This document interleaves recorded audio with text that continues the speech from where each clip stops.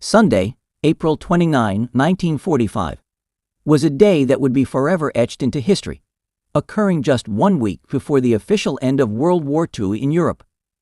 On that fateful day, soldiers from the U.S. 7th Army's 45th Infantry Division reached the gates of Dachau, a name that had long been associated with suffering, horror, and the systematic brutality of the Nazi regime. The American troops, battle-hardened from years of war, were entirely unprepared for the ghastly reality that awaited them. As they entered, they were immediately assaulted by an overwhelming stench, a nauseating combination of human excrement, rotting flesh, and burning decay. It was a smell that would linger in their memories forever, an inescapable testament to the unimaginable cruelty inflicted upon the innocent. As the soldiers moved deeper into the camp, their senses were bombarded with nightmarish scenes of death and despair.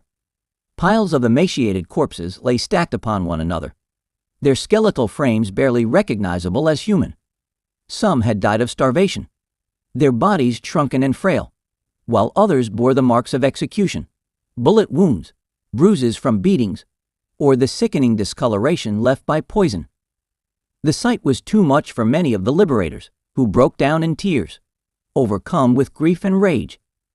Some doubled over, vomiting in response to the horror before them. Others, driven by fury, clenched their fists and gritted their teeth, barely able to contain their anger at the sheer scale of Nazi inhumanity. Near the camp's entrance, the troops made a particularly gruesome discovery. More than 30 railroad cars, filled to capacity with the decomposing bodies of thousands of prisoners, stood abandoned in the sweltering heat. The men inside had been packed together with no food, no water, and no hope, left to perish in conditions beyond comprehension. Some still clung to life when the Americans arrived, their voices too weak to cry out, their bodies too fragile to move. The soldiers who found them, hardened by years of combat, could not hold back their sorrow and rage. Despite the overwhelming presence of death, there were still survivors, around 30,000 of them. Their bodies were frail, their faces gaunt, their eyes hollow and empty. They had endured years of starvation, disease, and unimaginable suffering. Some were too weak to stand, collapsing onto the ground as the liberators approached. Others shuffled forward, their skeletal arms outstretched, unable to comprehend that their nightmare had finally ended. For many, the arrival of the Americans was almost beyond belief. Some wept openly, falling to their knees in gratitude, while others simply stood in stunned silence, too exhausted to express emotion. Many were gravely ill, their bodies ravaged by malnutrition and disease, and while freedom had finally come, the fight for survival was far from over.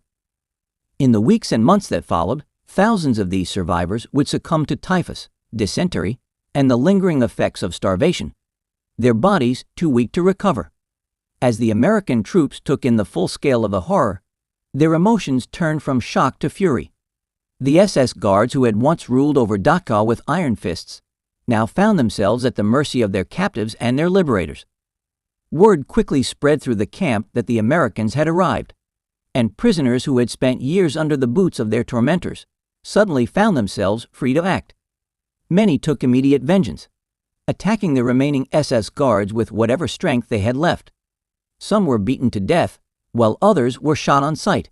The American soldiers, already enraged by what they had seen, made little effort to stop the revenge that unfolded before them. Some took part themselves, executing the captured guards without hesitation, their actions fueled by righteous anger and an overwhelming sense of justice. The horrors of Dachau had not emerged overnight. The camp's origins traced back to the early days of the Nazi regime. When Adolf Hitler was appointed Chancellor of Germany on January 30, 1933, the National Socialist government wasted no time in consolidating power. Within weeks, the Nazis began targeting political opponents, rounding up communists, social democrats, and trade unionists who dared to resist their rise. The goal was clear: to create a state ruled by fear, where dissent was crushed before it could take root. In March 1933, Dachau was established near Munich as one of the first concentration camps under Nazi rule. It was not just a prison, it was a blueprint, a model that would be replicated across Germany and the occupied territories. When the first prisoners arrived on March 22, they found themselves subjected to brutal discipline and relentless abuse. In the early days, the camp housed political prisoners, those who had opposed Hitler's vision of an unchallenged dictatorship. But Dachau's purpose soon expanded, and under the leadership of Theodor Eicke, it became a training ground for SS officers who would go on to run other camps throughout the growing Nazi Empire. These men were not only taught military tactics, but also conditioned to see prisoners as less than human. They were taught cruelty, dehumanization, and the art of breaking spirits. Over the years, Dachau became a place of suffering for an ever-growing list of groups deemed undesirable by the Nazi regime. Jehovah's Witnesses, Roma and Sinti people, homosexuals, repeat criminal offenders, and those labeled as asocial were imprisoned within its walls. Although Jews were not the primary target in Dachau's early years, that changed with the passage of the Nuremberg Laws in 1935. As anti-Semitic policies intensified, more and more Jewish prisoners were sent to Dachau, where they endured the same brutal conditions as their fellow inmates. By 1937, the SS had decided to expand the camp, forcing prisoners to construct a larger facility under torturous conditions. The expansion was completed in 1938, just in time to accommodate thousands of additional Jewish prisoners following the Kristallnacht pogrom of November 9–10, 1938. During that infamous night, Jewish homes, businesses, synagogues, and institutions were destroyed across Germany, and thousands of Jewish men were arrested and deported to concentration camps. Nearly 11,000 were sent to Dachau, where they faced beatings, starvation, and a brutal winter that many would not survive. Some were released after securing arrangements to leave Germany, but for others, there was no escape. They were trapped within the ever-growing machinery of Nazi oppression. Dachau was divided into two main sections: the camp area, where prisoners lived in overcrowded and disease-ridden barracks, and the crematoria, where thousands of bodies were incinerated to erase the evidence of mass murder. One barrack housed clergy who had been imprisoned for opposing the Nazi regime, while another served as a laboratory for horrific medical experiments. Nazi doctors conducted inhumane tests on prisoners, subjecting them to extreme temperatures, forced infections, and brutal surgeries without anesthesia.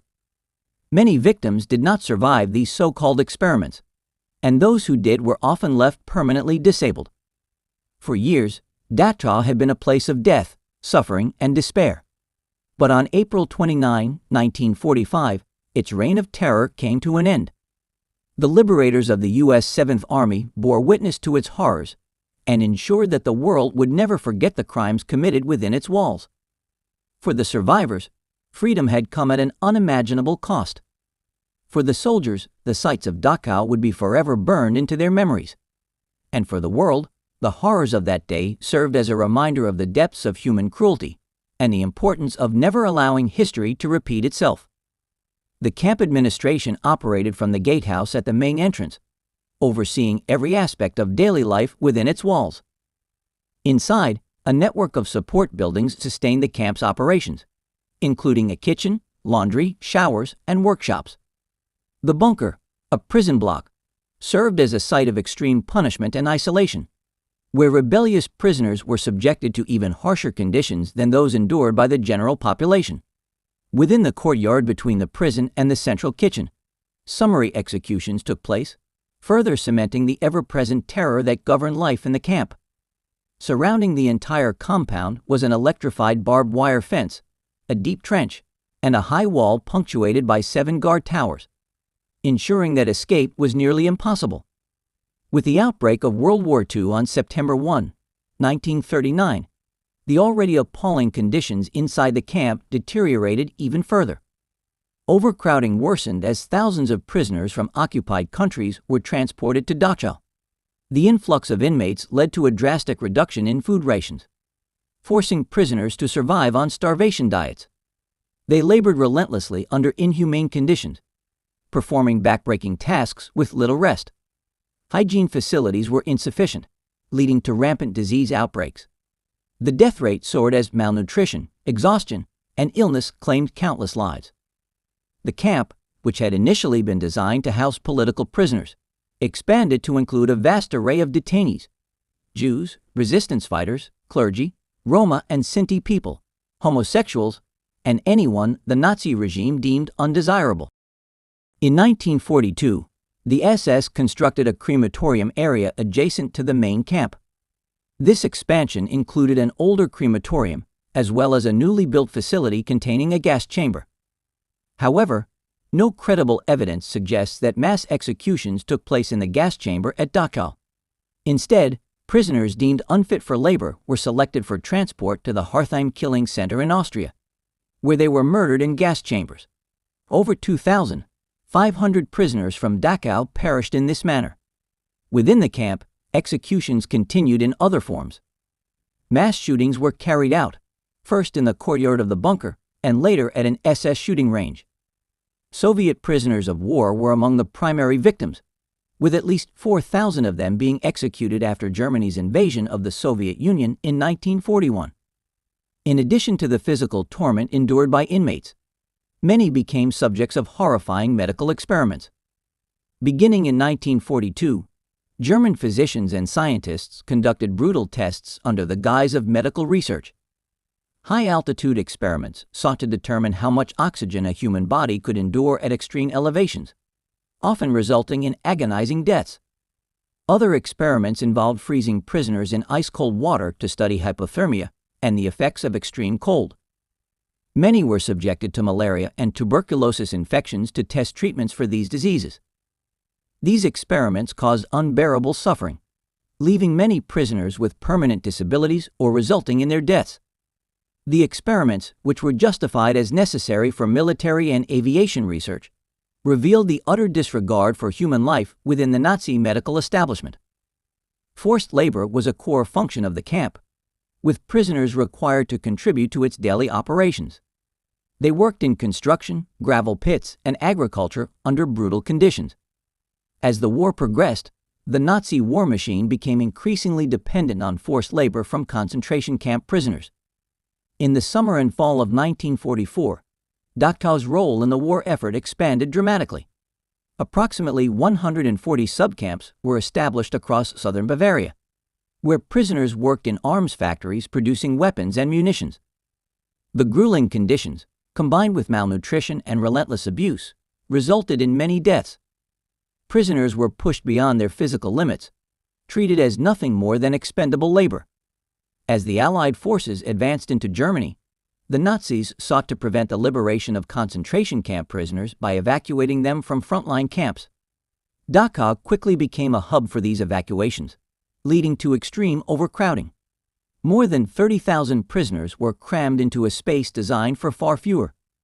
Barracks intended to hold 200 people now contained over 1,600, forcing inmates to sleep on top of one another.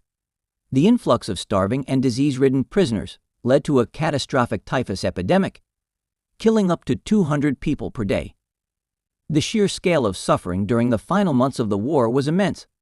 Of the estimated 41,500 people who perished at Dachau between 1933 and 1945, more than a third died in the last 6 months alone.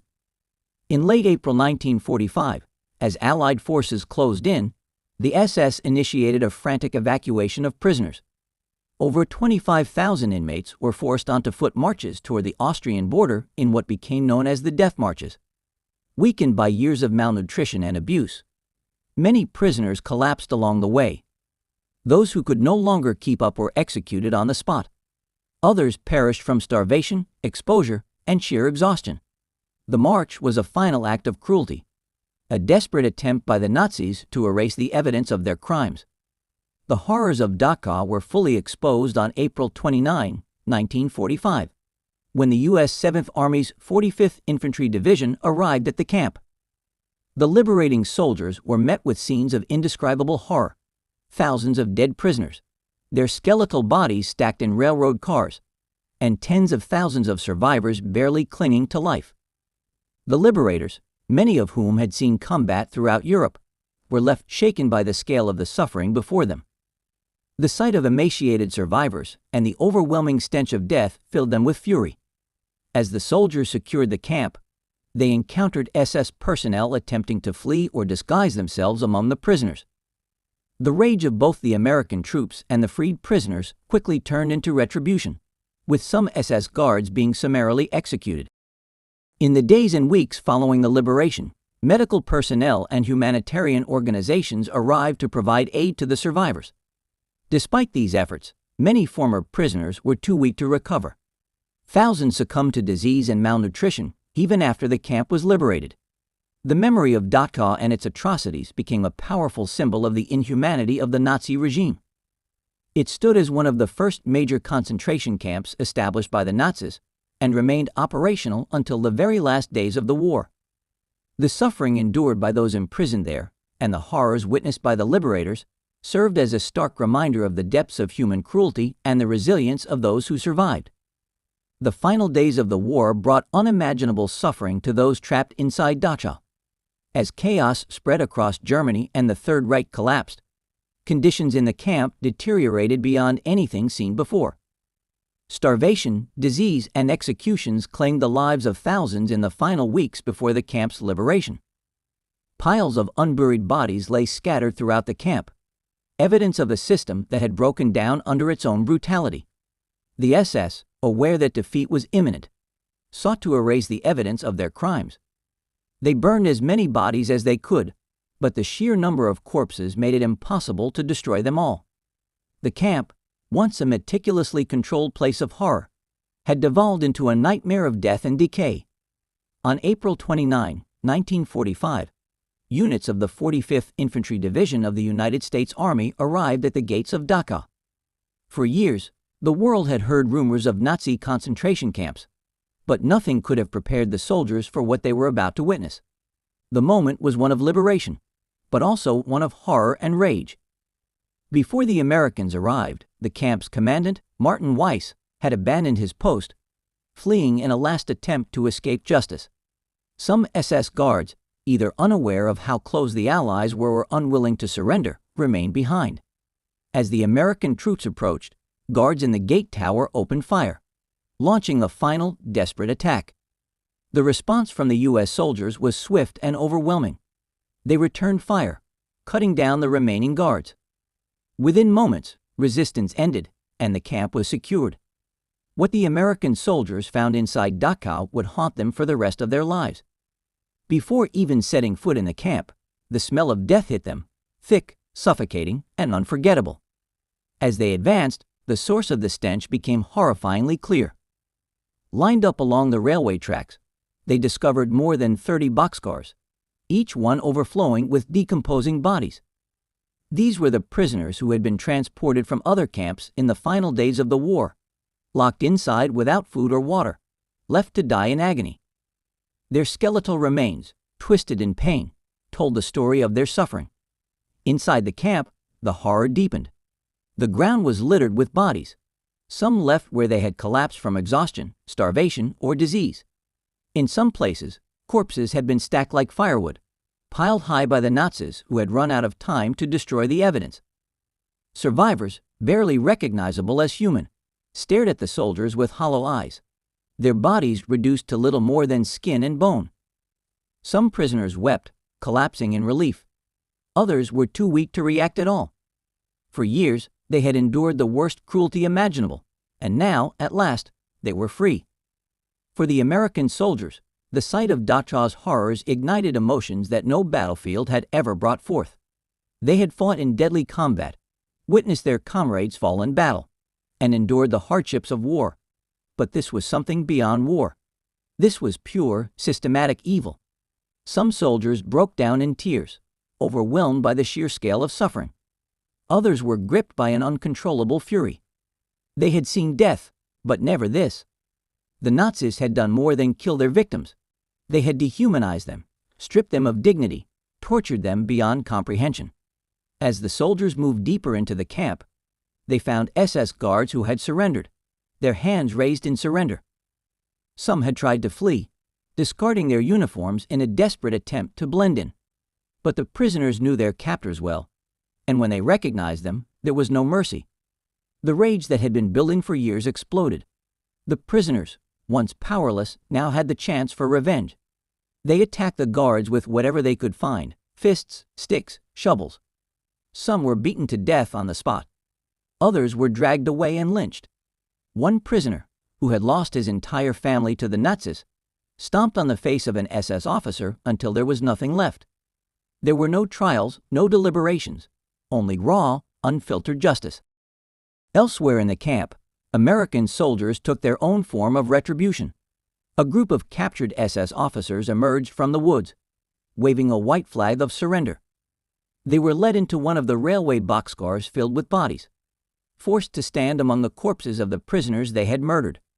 Without hesitation, one American soldier raised his rifle and fired.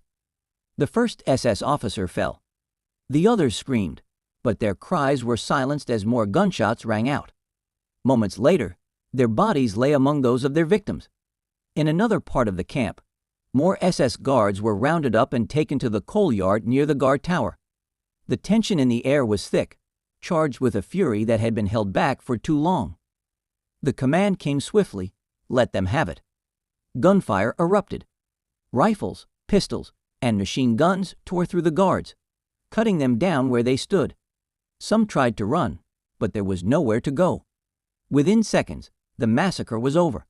The bodies of the SS men lay lifeless on the ground, their blood soaking into the dirt. The number of guards executed that day remains uncertain, but estimates suggest between 30 and 50 were killed in immediate reprisals. No official charges were ever brought against the American soldiers responsible. General George S. Patton, military governor of Bavaria at the time, dismissed all concerns, believing justice had been served. The vengeance did not end with the guards. Inside Dachau, the soldiers found kennels housing German shepherds and Doberman pinschers, the same dogs that had been trained to attack and kill prisoners. Rumors circulated that the SS had fed political prisoners to these animals, using them as a form of live training. The American troops wasted no time.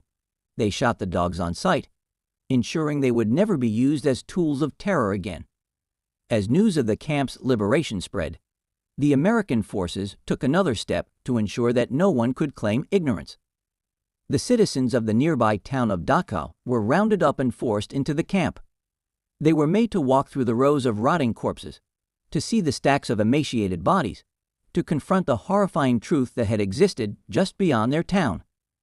Some sobbed, others recoiled in shock. Many insisted they had known nothing of what was happening so close to their homes. But their denial could not change the reality in front of them. By the time the war ended, more than 200,000 people had passed through Dachau and its network of subcamps. Nearly 42,000 had perished, executed, starved, worked to death, or subjected to brutal medical experiments. The camp had stood for 12 years as a monument to cruelty and systematic dehumanization.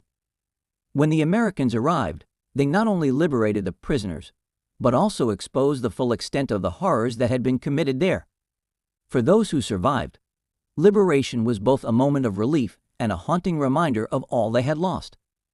Many left the camp as free men and women, but they carried scars, both physical and emotional, that would never fully heal. For the soldiers who had witnessed Dachau's horrors firsthand, the images would never fade. The war had already changed them, but what they saw inside those gates left an even deeper mark. The piles of bodies, the skeletal prisoners, the empty, haunted eyes. These were memories that would stay with them forever. The story of Dachau is one of unspeakable suffering, but also of survival. It is a lesson in the depths of human cruelty and the resilience of those who endured it. It is a warning about what happens when hatred is left unchecked, when people turn a blind eye to injustice, and when power is wielded without conscience. The liberation of Dachau was not just the end of a nightmare for its prisoners. It was a moment that forced the world to confront the darkest chapter of human history. And it is a story that must never be forgotten.